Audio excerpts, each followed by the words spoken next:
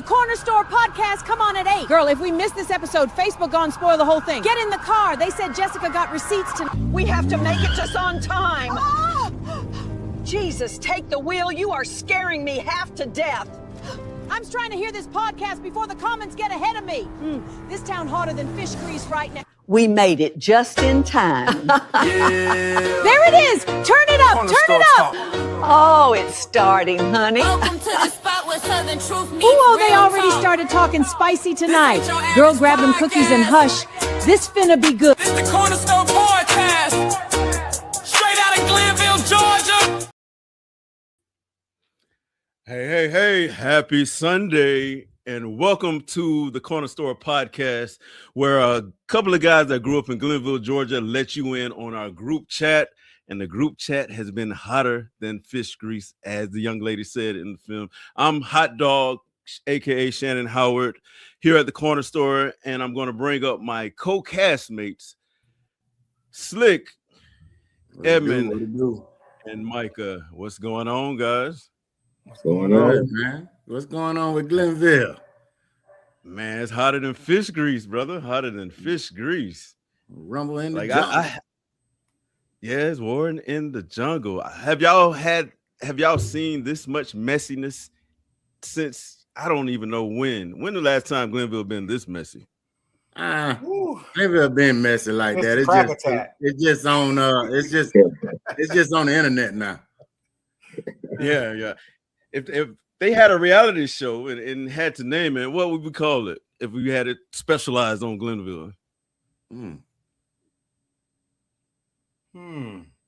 As the world turns. As the world, okay. I like what you got, Michael. What would you call it, Michael? Man, Future House Representative. Dukes of Hazzard. That's Dukes of Hazzard. Onions and omissions. Hey, I got to go back to one of my favorites, Smokey and the Bandits and them. Yeah, but we got a special show for you guys tonight. Thank you guys for tuning in. If you can, hit the heart button, hit the like button, and share. We're going across all platforms. We got a mixed group of demographics here that have been following the Corner Store podcast here. Got over 1,000, almost 1,300 followers all in 1 week. So we hopefully to bring you guys high quality content. And before we go any further, we have a special guest. She's one of the staples in Georgia, has been an independent journalist. And we want to bring her to the stage, first of all, to teach us how to say her last name, because I was gonna mess it up. I was gonna You remember that old song? Yeah. So we want to welcome Jessica Alphabet herself to the stage. Hey, everyone. Thanks What's for having me going on, on. Jessica? Hey. Welcome. So, Jessica, man, before we get into all the messiness and all the stuff that's going on in Glennville, tell the people who you are, what do you have to offer, and why do people like your take, opinion, and editorials? Well, I'm not sure that everybody likes my take, opinion, or editorials, but they tolerate me in most places. But I've been an independent journalist for about, I guess, as a full-time job, about 11 years now. And I just feel like local government, the court system, and more lately, the Department of Corrections just don't get the attention that state and national politics do. And I want to cover all the things that everyone else isn't covering, or that the mainstream big outlets aren't covering. And so that's kind of what's been my mantra for a while now. But for, I guess, the most pressing question is how you say my last name, which is Szilagyi. So Szilagyi. Yes. Okay. Alphabet is still easier. I know, I agree. I like that too. It's catchy. So Hey, Jessica, how you doing? It's Slick. Do have one quick question. You know, you're new to me. I know you're based out of Effingham. I have come across some of your stories. You really like Burke County and Washington County. So I'm in that area. but how do you pick and choose what topics and what areas to focus on when you're doing your stories? So initially, every story, I don't usually go looking. It's usually brought to me by somebody. When it's like a law enforcement issue, it's almost always another cop that brings it to me. And a lot of my stories come from sitting in court. Like I'll go to court to watch something that's happening, and then something else will happen and I happen to be there for it. I'm like, that'd make a good story, or I bet nobody knows that that's even happening. And the same thing kind of happened with local government. When I moved down here, I just started attending meetings everywhere, and it just unfolded. It just happened. But now, because it's such a target-rich environment, I kind of have to be more choosy, I guess, just because resources are limited, time is limited. But I sometimes, I mean, everyone misses the mark sometimes, but I try to focus on things that don't just affect one or two people, that like are like a systematic problem or an issue that would impact the entire community if they knew what was happening, or with the courts that they would look at it and say, oh my gosh, that could have been me. So I don't know if that answers your question, but it's understood. Okay. Why, and this is Edmund, why does this controversy matters beyond one controversial meeting? What larger patterns does it expose, and why should communities beyond Glennville be paying close attention to what goes on at the local level? So to the first part of your question, I think that the reason it's a big issue is because they were so confident in what they were doing. They were so comfortable doing it. Even though there were questions like, should we be doing this, or joking about it? It said to me, and I don't know for this to be for a fact, but to me, it represented that they had done it before. I know most people have seen their apology at this point, and it was one of the worst apologies I've ever seen. It wasn't an apology at all, really. But so, I mean, I think that's problematic. The second part of the question of why other people should be, or other towns or counties even should be looking at it, I think that I don't think that when they knew that this was coming down the pipeline, like that the video was going to be published and people had requested it, and then it started trickling out to people, I don't think they knew that it was going to unite people across like every socioeconomic demographic, people who don't live there. Like, people are just angry overall, because this is the kind of, yes, the gossip is small town, but like the just total blatant disregard for the public and the rule of law. I think people are like, well, that happens at the state level and that happens in Washington. We don't expect our neighbors to do that, and we're not going to let it go. And I think that that's why other towns should be paying attention, because people are tired of it. Like, we can't escape it everywhere we look, at every level of government. And small town, local government is supposed to be the government that's closest to the people. So, Jessica, it's Micah. You speak of the rule of law. Specifically, what law was broken? I know people hear that Open Meetings Act, sunshine laws, and things like that. Could you go into that a little bit more, so that some of the citizens can really understand what the gravity of the situation is when it comes to that? Sure. So first, you have to look at the Glennville Charter, which says that a quorum is 3 people, and the mayor is not included, because the mayor doesn't vote unless there's a tie. But I mean, it matters that he was there because he knew and he condoned it. He didn't stop it and he didn't leave. But for as far as a quorum goes, it's 3 council members. And so then you take that and look at the Open Meetings Act, which is a state law that was adopted by the legislature, has been amended over the years because they've either, tried to catch up with technology or things like that. But it has largely remained the same, which is that you cannot meet outside of the advertised times. You can't meet secretly. You can't meet without notice. You can't continue a meeting. And there was a lot of misconception that, like, if they don't vote, that they didn't violate the law, but that's not what it says. It says to discuss, to talk about policies, of course, it does include voting, but the Open Meetings Act is like so that you don't conduct any business at all. You don't talk about things that aren't supposed to be talked about, I guess, for lack of a better explanation, in front of the public. Like everything that they said about the city attorney, the staff and all of that, that should have happened in the official meeting. And the problem with the Open Meetings Act is that it takes citizens' initiative in order for something to happen. You have to contact the Attorney General's office, or you have to file suit yourself before anyone will take action. But there are remedies for it, but there's no skating it. They violated that state law.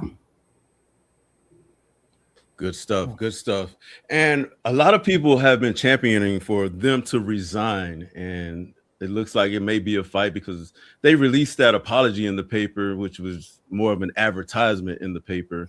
But if public pressure gets to them and we wake up tomorrow morning and there's a release in the paper saying all 4 of them resign, what happens legally, operationally, and practically for the city of Glennville? So this one was new for me because I've never had to consider this before. I actually had to go looking for the law. And I thought that it would be that the governor appoints, because that's what happens with counties. But actually with the city, if everyone resigned and only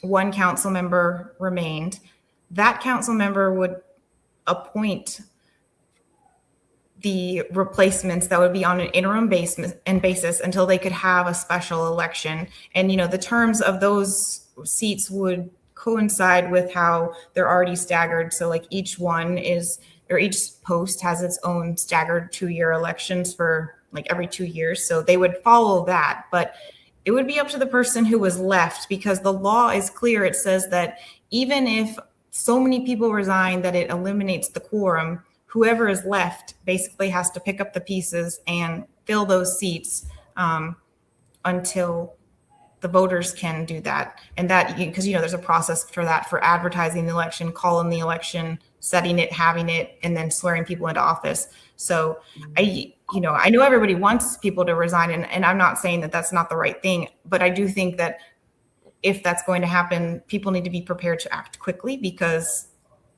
the city still has responsibilities. And I think the only thing the remaining council member would not be able to do is like appoint herself to be the mayor. I think she has to maintain the seat she has and appoint people to serve the spots that have been resigned from. So are you saying the remaining person could hypothetically pick the mayor and the other council persons on an interim basis? Yes, on an interim basis. So we could Just have everybody that ran against each one of them. Yeah, so we could have Mayor Micah, right? Since he's a resident there. Nah, or he even running for something else. We can elect we can appoint Mayor Zubair. Mayor Zubair. Put in the chat if you're a resident of Glennville. If we wake up tomorrow morning and there are resignations of those who are implicated in the paper, who would you think would be a great interim mayor and fill those council seats there? So Dr. Randy King. I like that one too. Yeah. What'd you say, Micah? I see you internalizing it, bro. Yes, save it for the backstage. Save it for backstage. Save it for afterward. Yeah. So if you're just tuning in, I didn't think that was gonna happen. Yeah, but Jessica is right though. Like everyone is championing for them to resign. But what if they do abruptly resign? What is the protocol afterwards? Are we ready? Are you guys ready for it there in Glennville? And I will say this too. Even if she's left, I think she will be deliberative. And I think she's formed a great coalition where I think that the city will be represented well across racial, across demographics. And, so I don't, when you start having this conversation, some people may get scared and think that, she's going to vote all these people in. No, I think if they are to resign, I think she will be very deliberative about that and make sure that the city is well represented and it reflects Glennville. And one thing I want to say is I think she would be fair. I know a lot of people would take advantage of that situation, but I think she would be fair if she had to be put in that position. I concur. She operates with integrity and has good credibility, and she's for Glennville. She wants what's best for Glennville as well. And she's a pastor and a Christian. That was just, and it's a lot of angels at her church, not a lot the Church of Satan. So she goes to, as you can tell, Justin, we're kind of petty sometimes, you know. Hey, what was that statement, Michael? A real Christian? Oh, I serve God for real. Oh, I serve God for real. There you go. God for real. Yeah. And you marked safe from a noble and a Sasquatch, right? Hey, they ain't got me yet. I was thinking I had to zig and zag when I walked around town, but I'm cool. Good. We just want to make sure we're going to send back up. All right, moving on with the show. Another topic that's close to Jessica's heart is breaking down Smith State Prison and Bryan Adams.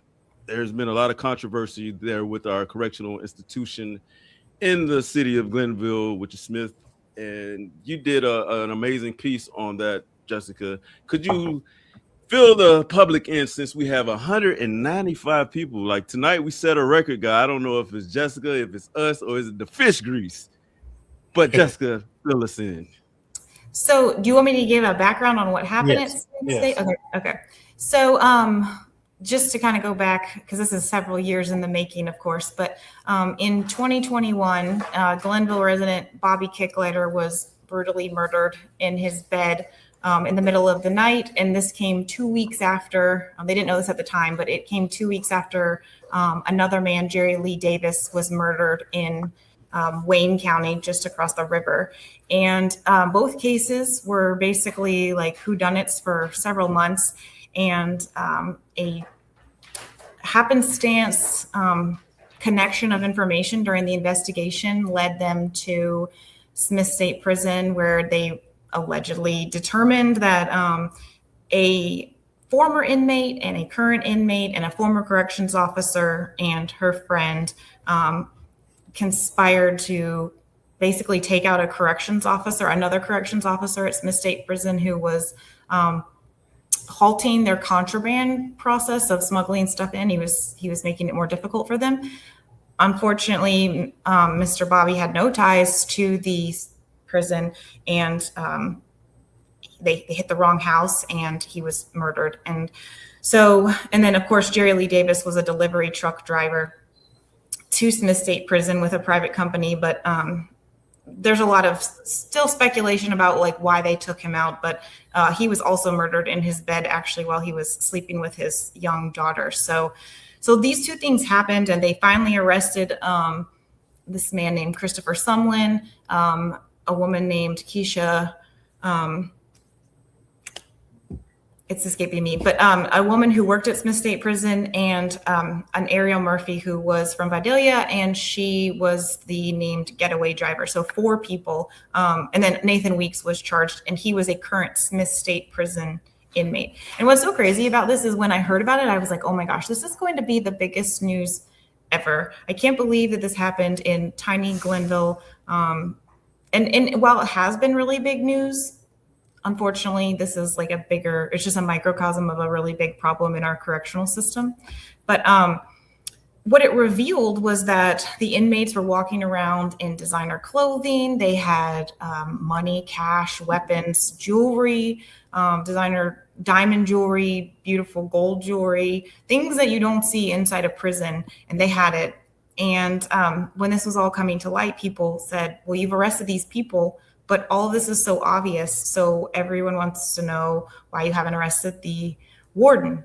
And so in February of 2023, the GBI did finally arrest Bryan Adams. And I think it's important to note that the Department of Corrections did not fire him until the day he was arrested. So he was the warden for like almost 4 years, I think. But through all these arrests, all these botched murders orchestrated from inside the prison, additional shootings, just absolute chaos. They never fired him. They never were like, oh, we need to distance ourselves or move him or anything. They waited until he was arrested. So he was arrested, and in February, and we've waited over 3 years for Chris Carr's office to indict him, because Chris Carr's office is incredibly incompetent and political, and they just kicked the can down the road. Unfortunately, the local DA's office could not handle it because of conflicts, because they've handled prison cases and worked with Brian Adams and different things. But so we've been at the mercy of Chris Carr. But of course, there's an election next week. So last week, he sent someone down to present it to grand jury, and they returned an indictment for violation of RICO and bribery, making false statements, tampering with evidence, and violation of oath of office by a public officer. So now we just wait for it to play out in the court system. Yeah. The question I have is, okay, if Chris Carr had it this long, and you kind of mentioned it about the election, which is Tuesday, what was his rationale of waiting so long, you think? Outside of I don't know what his rationale was. The two, Nathan Weeks and Christopher Sumlin. So Christopher Sumlin is the alleged gunman in both the murders, and Nathan Weeks is the kingpin, for lack of a better word. They're facing the death penalty, and initially in Tatnall County they are. And initially I thought that maybe it was like a strategic trial thing, like they didn't want to have multiple cases where the evidence was getting shared in one case and they're trying to preserve it in another, especially with how complicated death penalty cases are. I thought that might be what was going on, but then it just drug out. And then I've seen how he's handled other corruption cases, like Jackie Johnson, who was a district attorney, obviously, when Ahmaud Arbery was murdered. I think that either his office is just so incompetent in that case, like they botched it either because they just don't know how to do their jobs, or they did it on purpose, because the whole reason all of that got thrown out at the very last minute before it went to the jury was because the indictment was messed up. So I think that everything is political for him. I think that his office has always done the bare minimum. He was going up against the FCC for years until he decided he wanted to run for governor. His office completely ignored that the prisons are collapsing, and while people are like pleading for cell phone jammers and for them to go after the Department of Corrections, and he's done nothing. And I think he thought that people didn't care, but people care, because whether you're like the tough on crime Republican and you want the inmates held accountable, or you're a bleeding heart liberal who wants better conditions or like safe and secure facilities for staff, or you're just a member of the public who doesn't want to be murdered in their bed in the middle of the night on accident because the inmates hit the wrong house, like it can affect everyone. And I think he finally did realize, like, oh, maybe this won't cost me any political points. But it did, because I don't think Tatnall will ever forget that he waited 3 years on a slam dunk. Yeah, but that's just my opinion. So what from the community standpoint, there's actions, there's recourse that we can take in the case of, the city hall and things that were going on in local government. But in this case, are we just at the mercy of the Attorney General's office, or is there justice that we can seek, or is there something that we can do as a community to get the ball rolling or move the needle on that prison situation? Because like you said, I mean, it's spilling over. It's not just in the prison where people are being violently attacked and murdered.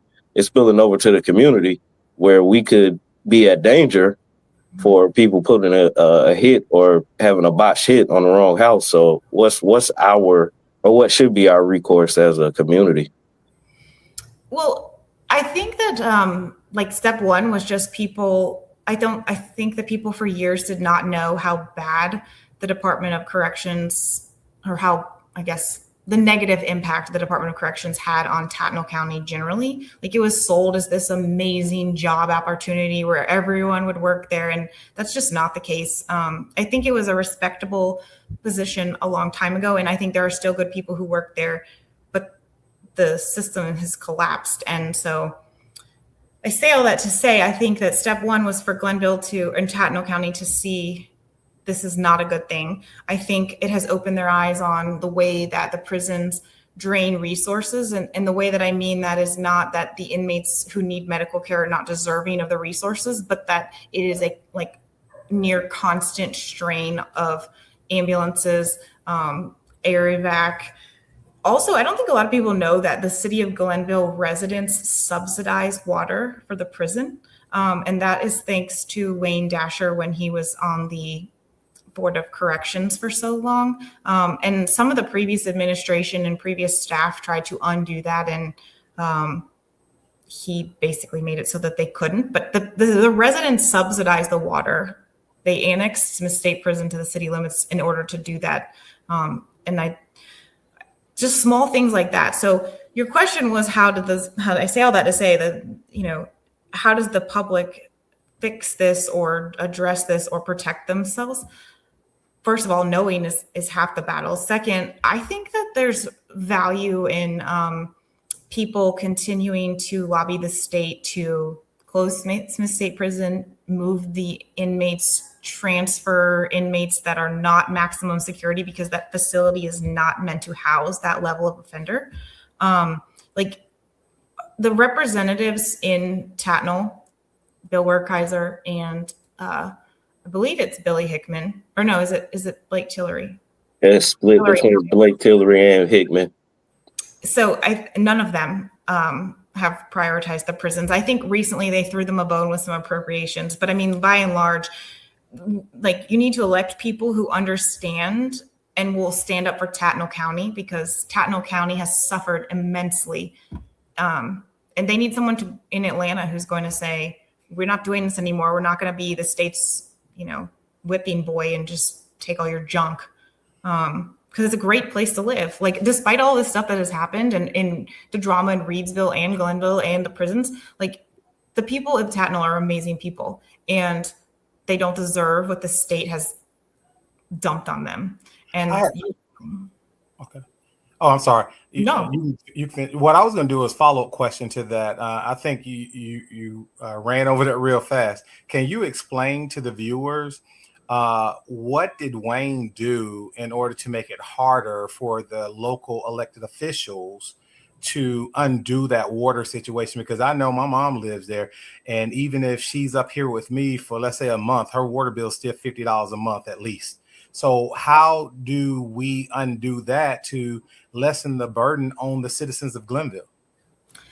Well, and I see your question is like simultaneous to Julie Dasher, who I normally don't interact with, but she asked how Wayne can control the water situation the same way he controlled things for years. I mean, he would threaten people with funding. Like, he was a power player in the community when he had that clout, and he did it. It's why he was in the prisons all the time before COVID, and at City Hall all the time, and on boards, and the list goes on and on. The base rate for the water, of course, is like a flat line that they just charge people for having it. And so, I don't know what the base rate is. So I don't know if $50 is legit or not. But the reality is that appropriations from the state were threatened because when Glennville was talking about just charging the prison for the actual water that they used instead of the subsidized rate, Wayne is the one that contacted the state and told them, and then the threats of pulling the money were made. And I was around when that all happened, so we can pretend that it didn't, but I was covering Glennville when it did. Wow. And I'm not saying you, I'm saying some of the people in the comments who are saying like, oh, well, it was a non-paying position. Well, it might have been, but it also came with perks. So yes. Yeah. Some of the perks could be proximity and favors down the road. So what I got from that, Jessica, is we need to be informed voters. We don't need to vote blindly because we've always voted Democrat or always voted Republican. Do the due diligence and look up what that person is representing, and do they represent the interests of your household, and then is the same interest for the community. So let's become informed voters when we're casting that vote to make sure we make progression and not be oppressed or held back by these old ideologies. I only have a few more questions for you here, Jessica. This is the lighthearted part of the show. But before we do that, for those who are just tuning in, you're tuned in to the Corner Store podcast with a couple of guys from Glennville, Georgia, letting you in on our group chat. We talk about everything from sports to politics to environmental to just good old-fashioned stories of growing up in Glennville, Georgia. And we have Miss Jessica Alphabet on with us tonight. All right, so Jessica, since we're talking about small towns and we're all from a small town, but if you were dropped off in Glennville and everyone had a mass exodus from Glennville, what would be your small town survival kit? Would it be church clothes, teas from the auntie, some chicken from the hen house? What would be your small town survival kit? To live, or like what am I trying to survive a meeting? Well, I'll shorten it to make it from a Friday to a Monday. So over a weekend, what is your small town survival kit?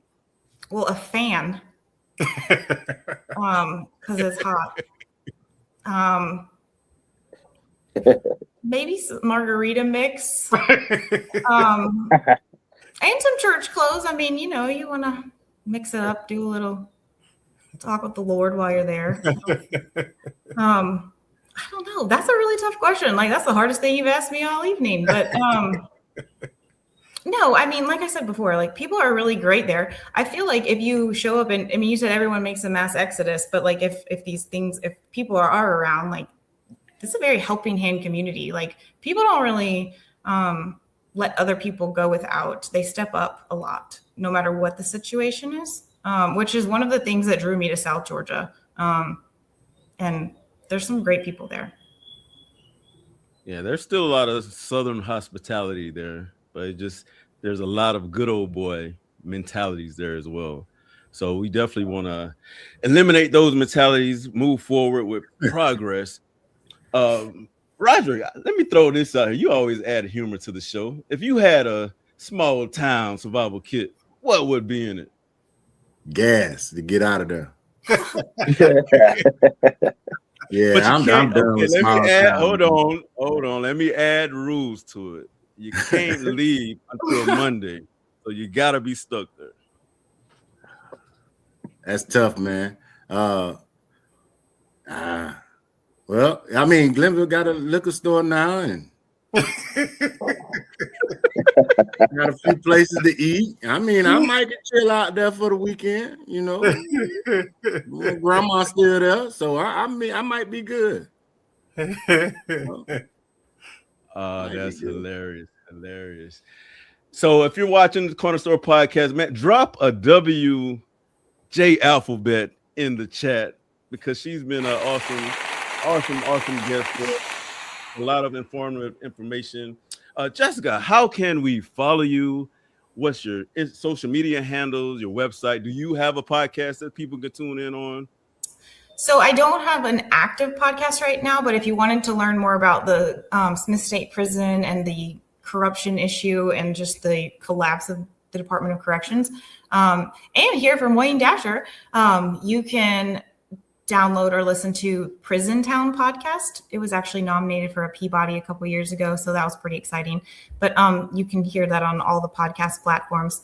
My writing, my daily writing, some local government coverage is thegeorgiavirtue.com, and that website has like all of our social media links and everything. And then, of course, my Facebook page is where I share my articles, but also commentary, cartoons, rap songs that are remixed about me, all that stuff. So it's a very diverse place for discussion. So I love it. Let's give it up for Jessica Alphabet. So thank you for that information. Thank you for being a part of the podcast. Any more remixes coming up? We kind of like to take what you started with and remix it and have the best of the world. I don't know how soon, but I mean, of course, I feel like next time there's a meeting, there's going to be a song to go along with it. So, and before you leave, just two quick questions. How do you think it's going to play out with the ethics committee? And do you think citizens should start forwarding their complaints to the attorney general and other mechanisms in order to get some recourse on these actions? So I think the ethics committee is going to lead to disappointment by no fault of their own, but just how it's written and how the ordinance is written and how what they've done has, I guess you could work with the violation of the Open Meetings Act, but the way that I read it, there's just not a ton of recourse there. I think at a minimum, people need to contact the Attorney General's office. There's actually a form you can fill out. And I think that the more people that do it and talk about the violations of the Open Meetings Act, the less they can ignore it, because it's easy to ignore one person. It's a lot more difficult to ignore 20, 50, 100 people. The other thing I would say is that people need to, I feel like sometimes people get defeated or they feel defeated when things don't go the way they want, or, the ethics committee is unsuccessful, which remember that the ethics committee can only make recommendations. So they can't remove them like people want. So if you hit a roadblock, you need to be prepared for what's next. And if what's next is not until the election, then you need to be ready for that and start organizing. You don't need to wait until qualifying. You start now and you go with it. So if I hear you correctly, you feel the most powerful recourse right now is citizens getting together and sending in their complaints to the Attorney General's office. So that I do. I think it's harder for them to ignore that many people. And then if they do ignore them, then that gives you the opportunity to say this many people filed a complaint and they're ignoring it. And then you can get the pressure that way, which is something that I have done in the past and has been successful. So, there's different ways, but the more people that do it, the more effective it's going to be. Okay. Good stuff. All right, good stuff. Good stuff. So last question, Jessica, since you've come to the corner store, what is your favorite snack from the corner store? So think of a gas station. The reason we call it the corner store is right there at Handcart and 301 where is it the Rusty Pig? Yes, the Rusty Pig. Yeah, there used to be a gas station there, but everyone called it the corner store. They say if you go there and wait 5 minutes, you'll see people you haven't seen in 10 years. So we coined it the corner store. But if you were to go into the corner store and had to grab a snack, what snack would you grab? Well, based on experience from whenever I leave a government meeting that's been super stressful and I need something to take the edge off on my way home, I always go for a Kit Kat. So I'd have to be consistent and get another Kit Kat at the corner store. So. There it is. Drop a bomb one time for J Alphabet. There it is. There it is. So thank you so much once again for joining the corner store. Thanks for having me. Hopefully we can have a follow-up episode and a recap episode after these meetings that come up or as things transpire. We'll pay close attention to your page, and I'm sure you'll be paying close attention to ours, and we'll collaborate on a few things. So thank you once again for joining the corner store. It was a delight to have you. Hopefully we made you feel comfortable. Of course.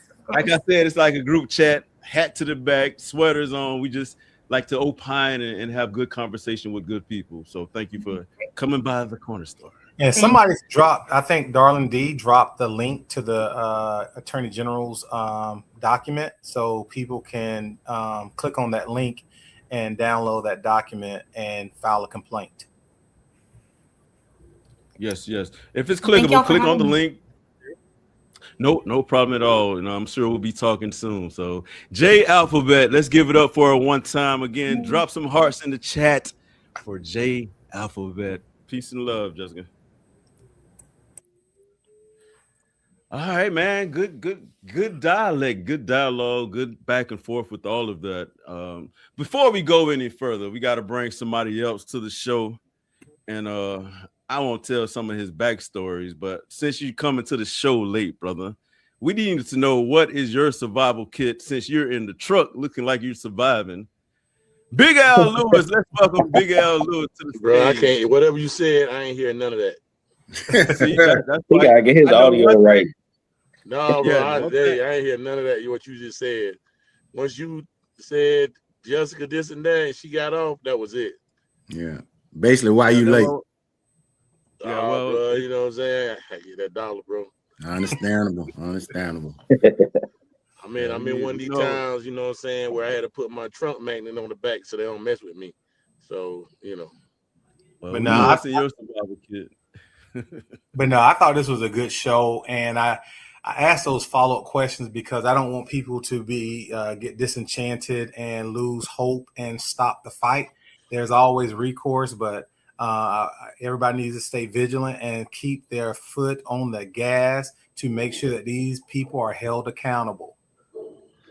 Well, Edmund, I want to piggyback on that. I saw a little bit. I was out of town on a business meeting, but I was following Micah's live, and I just saw a little bit of frustration. I think some of it was that people didn't know the process, and now we found out the process is kind of flawed. It's going to be a long journey for this particular actions that we want to get the results that we want. So just be patient. Continue to follow the established steps that are right now until we can change them, and then I think we'll win this. But right now we just got to be patient. Yeah, and be prepared. Be prepared for each step. Right. So if it does drag out and it ends up being an election cycle before we can make a change, let's go ahead and start working on candidate recruitment and start working on getting our coalitions and teams together to go knock on doors and get the voters out. So hopefully it doesn't take that long, but if it does, let's just be prepared and make it happen.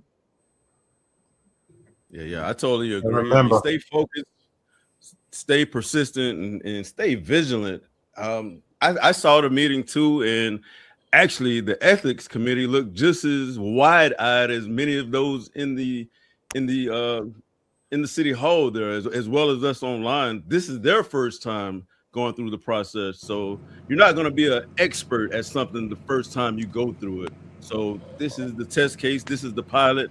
Hopefully there's an inflection point where there's a pivot from this to where everything gets better because of this. So, and do y'all think anything short of resigning can move the city forward? Or what do you think will be need to happen in order to move the city forward? I think they have to resign. At this point, I think public trust is all but gone. And I think resigning for them would move the city forward. And I think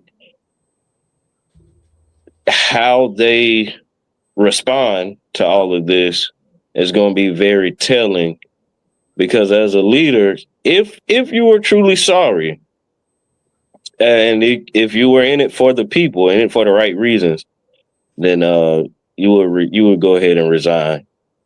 And my reporting says that one of them already stated that he ain't going nowhere. This is only going to help his stock. He's going to gain supporters, and that was Mr. Mark Nobles, from what I allegedly was told, that he made that statement that this was going to increase his stock.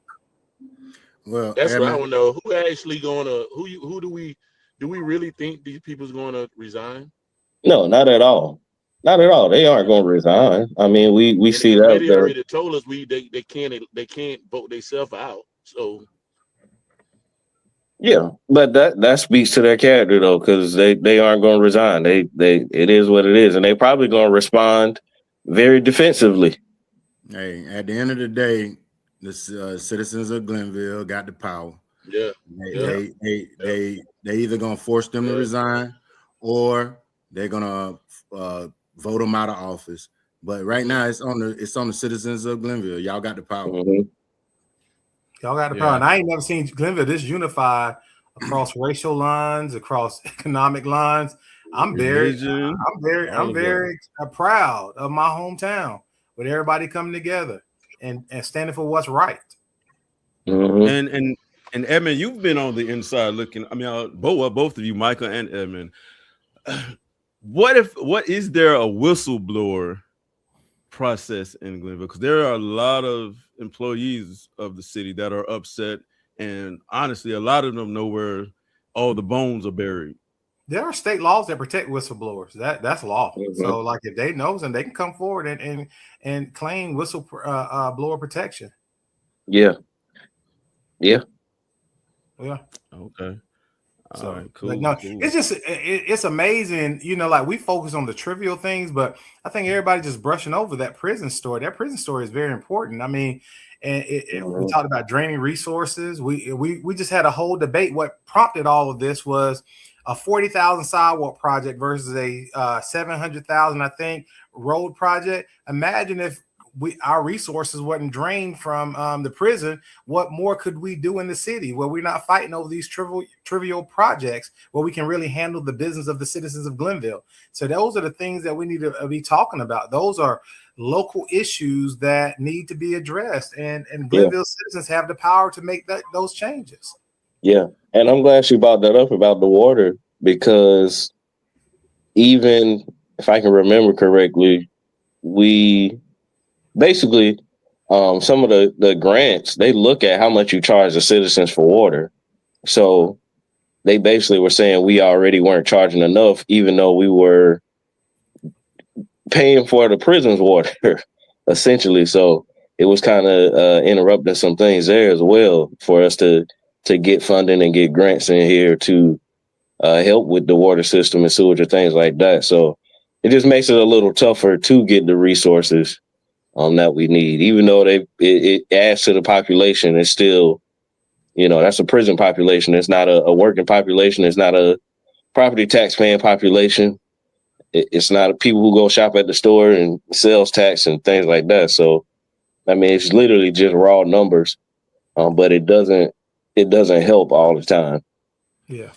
Yeah, that was a pretty good story for me. I always thought that the prison was a positive coming in Glennville, giving jobs, different things like that. So, you know, it was a good story. Like I said, I'm gonna have to do my research on it, you know, and go from there. Yeah. Yeah, good stuff. Good stuff. All right, time for some community engagement with this controversy and scandal. Put a 1 in the chat if a scandal like this is not redeemable. Like, with this happening, is this a one strike situation, or what do they got to do to prove it? Put a 1 in the chat if this is career ending. Put a 2 in the chat if you think they can come back from this through whatever means of actions or the rhetoric is done with. We need to see actions that take place to show that they're worthy of those seats. So put a 1 in the chat if you think it's a done deal. Put a 2 if it's redeemable. Yeah. And I think that people need to I think we can forgive people for actions, but there's still consequences for your actions. And I think we don't need to lose sight of that. You know, we love to bring God into things when we've done things, but we all have to pay there are consequences for our actions. If your child does something wrong, yeah, you love them and you're gonna talk to them and you're gonna forgive them for what they've done, but there's also a consequence for that. And I think this right here deserves a consequence. You demean the character of people, you trash people, and these are the people you have sworn to protect and represent. And I just don't think you can do that with integrity moving forward. I think for the better of the city, it's time to move on. Them guys need to find something else to do. To be honest with you, they is no way that they can serve the public and preach to us that they're serving the public, especially with the way that they were talking about members of the society. So they have to go. Yeah. There's no public trust. It's just gone. So seeing that people are already saying that, you know, there's, like Roderick said, there's no way that they can there's no way that they can serve the public after that. So yeah, the best thing to do is just to go ahead and move on. Yeah, that credibility. The public get in and do what they're supposed to do, as you guys keep saying, and vote them out. Somebody said Tammy Waters. I missed the show, but it's crazy. Somebody said Tammy Waters might be redeemed, as she wasn't really participating in the video, but her lack of speaking against it makes it unlikely a silent observer is just as guilty. I think that negates everything she said in the beginning, because I agree with that. I mean, the reason why I don't give her a pass is because they have known to be meeting off-site, probably with with a quorum. If not a quorum, they know she's in cahoots with them. That picture, the pictures that we were sent back in October, shows that she's there meeting with them off-site, conducting city business. So she knows what they're doing. She feels the same way.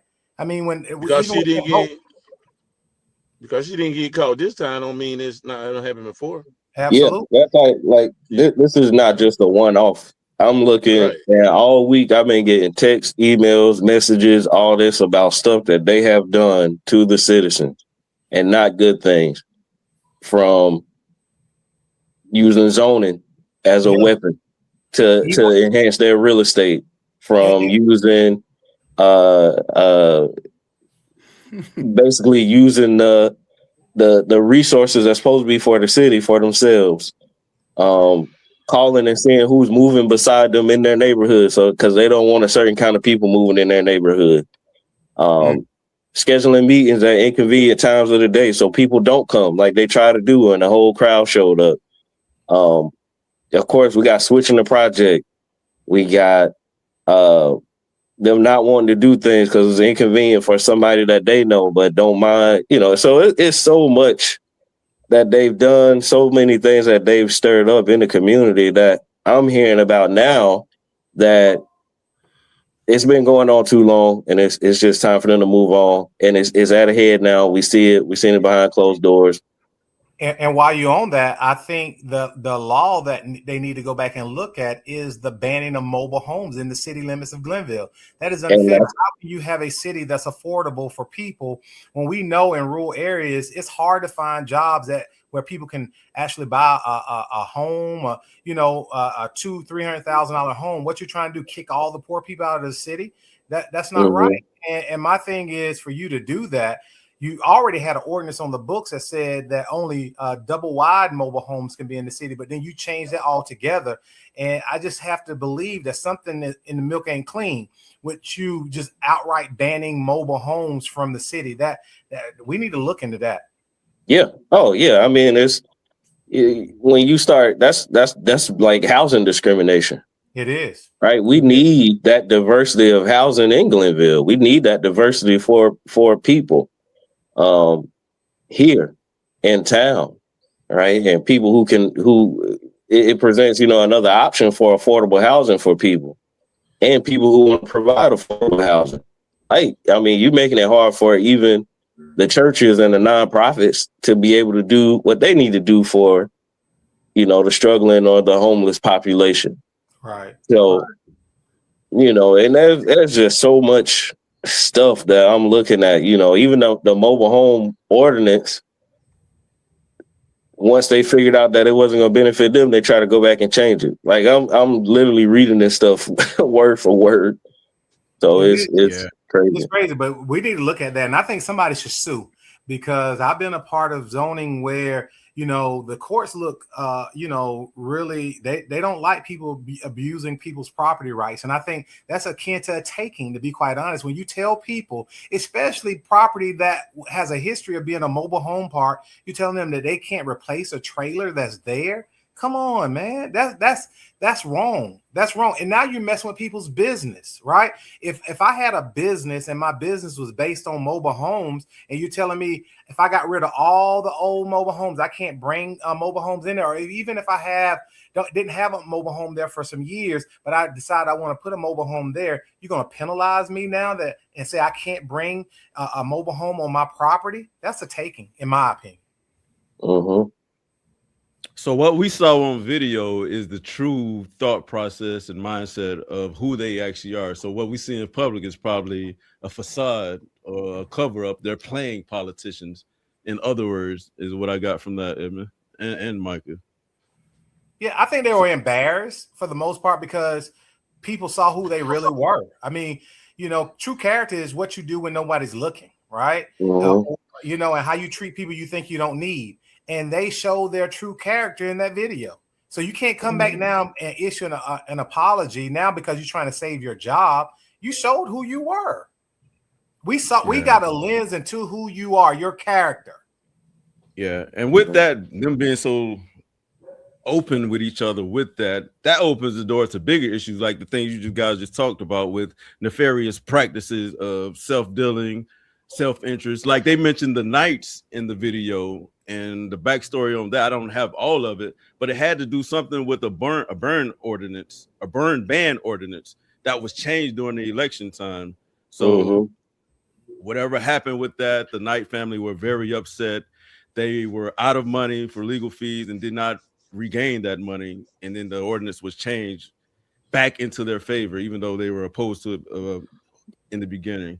But real quick, this doesn't just pertain to this, but in general, old Facebook posts. Like we've all posted things that didn't age well or thought about it, and should I have not posted that, or should I delete it? So old Facebook posts, can people be redeemed from that? Can people come back from that? Or is it cancel culture because you posted that then, even though you didn't mean it? Might have been in the heat of things, might have been emotion. A lot of times when emotions are high, logic is low. Can people come back from Facebook posts? Yes. Yeah. I think people can come back from that. Yeah. And I think we all post jokes or things from time to time, or say things that, might be offensive, and then somebody talk to you and educate you about what you post was very offensive or derogatory. Then I have no problem apologizing or removing that from my timeline if that offended you. Now, sometimes people could be offended by something that I truly believe in, and I'm not taking that down. Yeah. And then those who post things like even for Zuber, for instance, there was a post, and I don't know. I know he's not aware of all of the culture, especially from a Black perspective. There was a post that he put up that separated the community. Like I told him on the podcast earlier this week, I hadn't talked to him in 6 years. And because of that post, it kind of pulled a lot of us away from the relationship with him. And I actually had a close friendship with him. But now that he sees he's one of us, basically, with how they talked about him, portrayed him behind the scenes, and now he's always been benevolent, been a philanthropist and giving things, but now he's wants to do even more for the community, no matter who they are, what religious they practice, what color they are, and all of that. So with someone like Zuber, where does he stand in the community now? Has this actually elevated him? I know Noble said it was going to elevate him, but I actually think this elevates Zuber even more than what he was before this. I don't know. I just think people got short memories sometimes. Not few years back. I remember having a discussion that he made some improper comments, and I was supposed to not eat at his establishment. Now today he happens to be a victim of some of them same practices. So when you say should somebody be, forgiven for, their last Facebook post or prior Facebook post? I'm a lean towards yes, because I think people grow from the mistakes. I think he acknowledged his mistakes back in the day, and I think he's grown from that. I don't live in Glennville, so I don't follow it too well, but from what I've heard, he has kind of changed his thought process from that post. And I think people change, and sometimes it takes events to kind of educate you to the plight of people. And the only thing we were trying to do back then was educate him about what was going on and let him know how we felt, and what he said was very hurtful. And I don't think he could receive it at that time. But people go through life and experience things, and hopefully he's learned. And I'm not taking away from all the great things he's done for Glennville, because I commend him for all the great community things he's done with the raising money for the children's hospital, playground equipment, the businesses he's bringing to town. I've never had a problem with it. I commend it. I love to sit down and talk with him about how he's done it. But, I think sometimes life is the great teacher, that sometimes you have to experience things to really understand where people are coming from. And I think this event probably helps him understand more what we were trying to convey to him a few years ago. Yeah, and now it's not. Now we're not united over a difference of opinion. We're united over something that was egregious. We're united over very serious accusations. When you call somebody a terrorist, that's basically accusing them of some high level criminal activity. So we aren't just talking about a difference of opinions here. We're talking about something that was said that could cause somebody to go to prison for a long time. Yes. So, and these are people who have influence in the community, and people who are saying this in a city hall, in a city building, in a government building, a public building that our tax money pays for. And they're saying this about a member of the community. But see, it's a stereotype that, you know, these people have to live with, and we as Black people always had to live with these stereotypes that, you know, ever since 9/11, when you say that word, it's directed at somebody that looks like Mr. Zubair. So, you know, that was very derogatory, especially when this man has shown you who he is by giving back, you know, to the community, and has invested his entire life here in this city, regardless of whether I agree with him or not politically. The man has done great work. And for you to call him a terrorist when he has young kids, like he said on the show on Friday, little kids, that's very hurtful, you know, especially when you've done things right. You climbed the ladder, you pull yourself up by your bootstraps, as some would have us do, say we should be doing, and you do everything the right way, and then you're still regarded as a terrorist. That's hurtful. So you know, I understand that level of you know, comment hurt that man, and I agree that he needs to do everything possible to get his name back. But I want to go back to, you know, a few years back and where he's currently at now. What do you guys think about that? You know, because I from my remembrance, I thought he fought that particular he tried to fight back a little bit after it was explained that he hurt the community. So where do you put him now? No, I mean, I'm cool. I mean, he made amends even after that. He reached out to me personally, you know, and tried to have a conversation and things of that nature. So something's working, and I give everybody an opportunity to redeem themselves, you know, and we all make mistakes. And so, you know, if you can learn from the mistakes, that's what it's all about. If you learn from it, grow from it, I can't help but take you at your word. I agree. Sometimes it takes us getting punched in the face to realize that we're in a fight. Yeah. Oh yeah. Yeah. No, I agree with that. I mean, life is the best teacher when it comes to certain experiences like that. And in conversation with him, I can tell the sincerity is there with him, and he's there for the community. Like he said, it impacts his kids. Like me and you talk all the time, Slick. Like me and you can go at each other and can take it. But as soon as you say something about our kids, wife, or we all right with the parents, they take care of themselves. But them kids, there's something that pulls on those heartstrings of emotion to where we're going to respond differently. So, all right. So if you're tuned in, this is the Corner Store Podcast here with another episode. It's episode 2, season 3. I got a quick question for you guys and for the community that are here in the chat. One of these things have to go.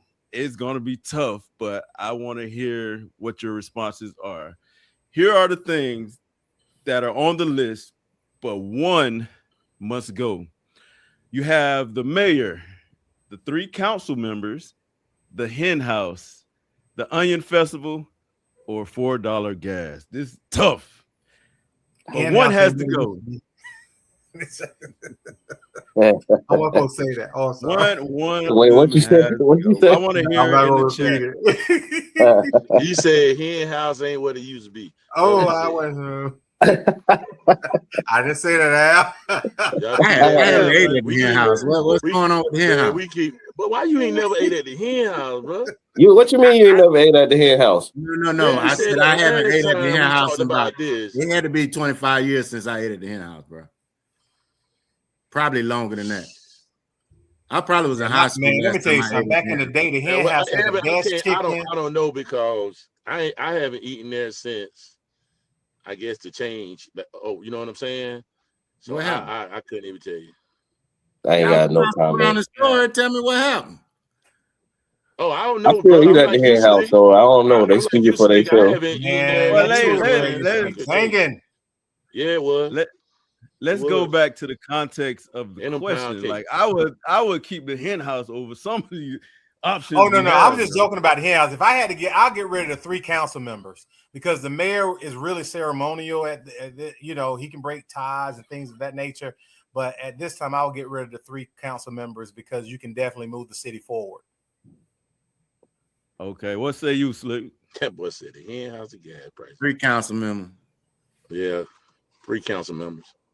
That's easy. Man, that $4 gas kind of tempting. Hey, I just filled up last night, 465, bro. That I don't know, man. That $4 gas, that's kind of tempting. Damn. That's what I'm here at the gas station now doing, filling up gas. Oh, I ain't moving nowhere yet. Oh my God, it is tempting. I just spent $4 in a gallon here on gas. Oh man, that's hilarious. But for me, it would probably be the 3 councilmen. Like at this point, they're all pretty much lame ducks. I need to go to some of their actions. So we'll see how it goes from here. Glennville was actually pretty good. Now I like how they moved it to the street and they blocked off the street. We ain't got to walk around the farmers market and get our shoes all dusty. It's downtown or it's downtown now. It's downtown. Booths and stuff downtown. I really like that setup. What? I might have to check it out one year. Yeah, that's what I heard. I heard that it was better this time around since they've been. What about your parking? How you? Well, you park all around the city. You can walk. Park all around downtown. They like that. Spaces. Slick, you could park with me at Central Pharmacy in the back. Not Slick, nah. Oh, you know you paying for Central Pharmacy. Nah, I can't go to Central Pharmacy. I thought you were paying for Central Pharmacy. They let me back in years ago, bro. All right, I came back years ago. You got to do not enter posted in Central Pharmacy. Well, I can't hear this boy. Oh my God. All right, so man, great show tonight, man. Great participation, great engagement online. We set a record tonight. We got up to like 194, which is we lost like 50 people after Jessica left. Yeah, well, we tapped into her audience, so hopefully they'll come back to the corner store. And then drop in the chat. What do you guys want us to talk about? Like, I'm in digital marketing, and I tell my clients, you can't force feed your audience what you want them to hear. You got to listen to what they want to hear, and then you put it back out in the way they want to hear it. So what topics do you all want to hear from us here at the corner store?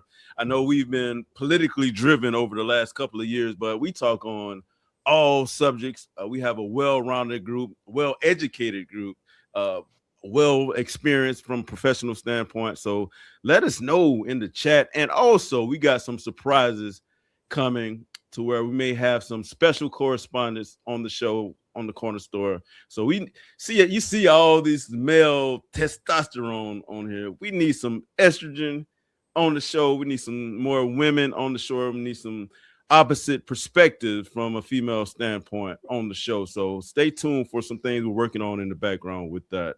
But with that being said, any parting shots? Roderick, what you got for me, bro? No, I'm good, man. I know we were talking earlier about the prom stuff, man, and you kind of got on Edmund. You know, I'm glad I ain't got no kids that's going to the prom now, because you almost got to take out like a $50,000 loan to send a kid to the prom. So, my daughter 15, bro. I'm trying my best not to let her go to nothing. Just don't rent her a helicopter and all the other. Man, it's outrageous. I don't mind. You know, as a parent, I just had a son to go to prom twice, right? But I'm not spending that type of money that I see some of these people out here spending. It's ridiculous. You spending having prom send-offs, spending all this money. And I, as an educator, I want to see you invest that amount of money in a tutor and helping your kids get a scholarship to go to college. Like, I just feel like sometimes we can have our priorities messed up. That's just my opinion. What? Let me ask the girls. What do you do with the dress? After you go to prom, what do you do with the dress? Yeah, chime in the chat. We say this as fathers. They keep it, they resell it. But Who wants to buy another dress that that money, you done man? took 1,000 pictures with? They You gonna be spend shocked. that money on their kids for these proms, man. I seen a guy build a whole stage for his son. You seen that? That joker built a whole stage because he got that money just for his prom for one night. Dog. He just went all out like he got a concert going on. Yeah. This is a great comment right here. Had on that baby blue suit. You know what I'm saying? Man, we ain't. Why you gotta bring up? I knew you was gonna. I knew you was gonna bring up my prom suit. I can't hear, so I ain't got to worry about talking trash to me. I knew she it. Said she kept her prom dress for 20 years. You looking at it, or can you fit it still? Ooh. Oh yeah, they going ham. Prom dress for 20 years. They going. I got 3 daughters that's gonna be back to back to back. They're gonna have to pick which year they're going to prom. Yeah, I'm telling you, bro. You slick. What you do with it? You just look at it. Hey, pick which year y'all going to prom. All 3 of y'all going at the same time. Hey, man. Yeah, you got to be some decision making going on with the prom. Right. Man, you just looking at the prom dress for 20 years. Like, what? You looking at like, I used to be in this size right here. Oh man, you better leave that alone, yeah. Man, you crazy, man. 20 years, man. I ain't got clothes that old no more. Yeah, you do. Hey, did y'all see the video of Big Al when we were promoting the tailgate and alumni picnic, and he had on his Letterman jacket? Why he had grown man sleeves and a little boy body on the jacket still?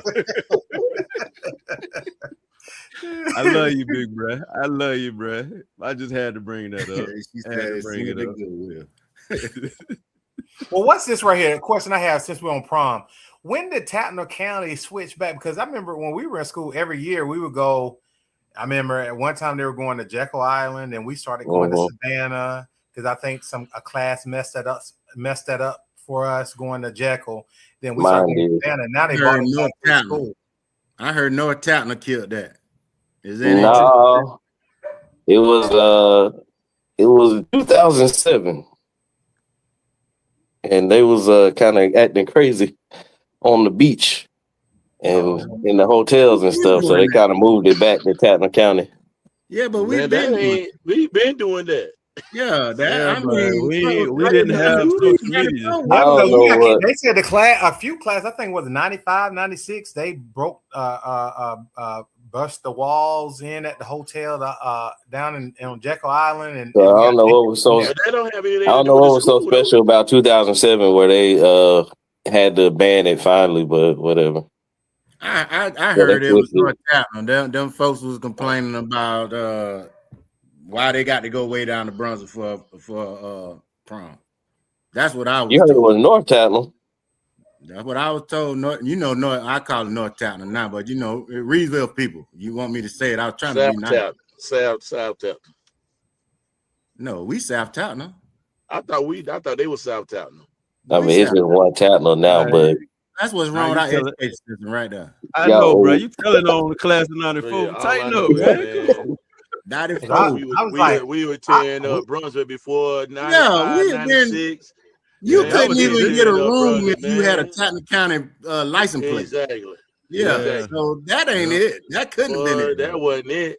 Because I'm like, we go to school here every day, then we got to come back and have a party in the cafeteria, man. Yeah, man. Well, I don't think they do it at the high school. I think they do it somewhere in the middle of somewhere. I thought it was at the high school. Was it at the high school this year? Hey, Dean said he went to prom 5 times. What, you starting in the 8th grade? God, no. Come on, big cuz. You went to prom that many times? Oh my God. Tell me you ain't stayed back and just kept going. They said they've been at the school for several years and just moved it to a venue in Collins last year and this year. Oh, so it was yeah. It's somewhere in Collins. It's like a little event, little place in Collins. Okay. God, dog, you gotta go way to Collins. Well, we ain't got that many places, man. Yeah, where else we gonna have it at? The Garden Club? That's why we were going to Savannah and Brunswick. Yeah. One last thing, guys, before we get off a bit of more house cleaning, PSA type of stuff. Edmund or Michael, you can take this one. Can you reiterate to the citizens of Glennville about not tying up the phone lines with the City Hall and 911 and all of that. Yeah, sure. Please, citizens, we got the processes. We know, understand better the processes. And even now we know that directing everything toward the attorney general's office is probably more effective. So let's try to ease off City Hall. Don't call those city workers. They can't really do anything about the situation. They're working. They're trying to do their job and make sure the city services are delivered. Also, that's a whole different situation with the police and those videos as well. Don't call 911. Response times are already slow. Don't tie up the phone line. Don't tie up the police. Please just be respectful of the city workers, the city employees. They don't have anything to do with what's going on. And we still want them to be effective at their job. So please be easy on them. And let's direct everything to the proper channels and do it in decency and order. Yeah. Good stuff. So last parting shot. Who's gonna take us out on this one, man? This is one of the better shows. It's actually one of the shorter shows we've had, man. So I kind of like the structure of this. If you want to be on the Corner Store podcast, inboxes, all of us manage the direct message box. So feel free to reach out to us if you want to be on the Corner Store. Also, we're trying to elevate the platform to another level. So if you have a small business and you want to advertise on the Corner Store, inbox us with that as well. We'll let you know what our promo rates are. We'll definitely give you a shout out. We even have internal digital marketing to where we can create commercials for you as well. So if you're interested in that, just inbox us and we'll take it from there. Let me say one thing before we close out. And I kind of want to speak. I've been thinking a lot this week and over this weekend. I want to talk to the people who may have voted and at one time supported those council members in question right now who are part of this scandal. Nothing that we're doing, nothing that the citizens are doing, nothing that we're saying is meant to ostracize or to isolate you. We understand that politics, right? You vote for who you vote for and who you want to vote for. And nothing that they said is directed or is a reflection of you or your character unless you believe how they believe. So I just want to, and we understand you're probably now having to reconcile with the fact that that's going on and you voted for those people. Listen, we aren't here to try to create division or more division. We're here to try to make Glennville stronger. And I think and I believe that we can come back stronger. We talked a lot about forgiveness and moving forward and things like that. Hey, people still have good in them. I do believe people can change. Should there be restitution and consequences? Yes, there has to be, because I don't believe that they can serve in government with the current mindset that they have. However, this is not your fault. We're still Glennville. We're stronger together. We'll always be stronger together. And for anybody out there who may think that, hey, man, I've done something wrong in my life and I haven't, maybe I don't think I can come back. You can come back. As long as you're still breathing, there's always purpose and you got a chance. You got a chance. So that's all I wanted to say. And Tuesday, very well, Pastor. I was just gonna say Tuesday is election day. Go vote. Yeah. Yes. Please. Go vote. Be an informed voter at that. Just don't vote blindly. Make sure you know who you're voting for and what you're voting for. All right. So until then, man, great show. Love everyone out there. Tune in more. We're going to try to get a regular schedule of the Corner Store going. So stay tuned for much, much more to come from the Corner Store. Peace and love. Out. Got to go eat.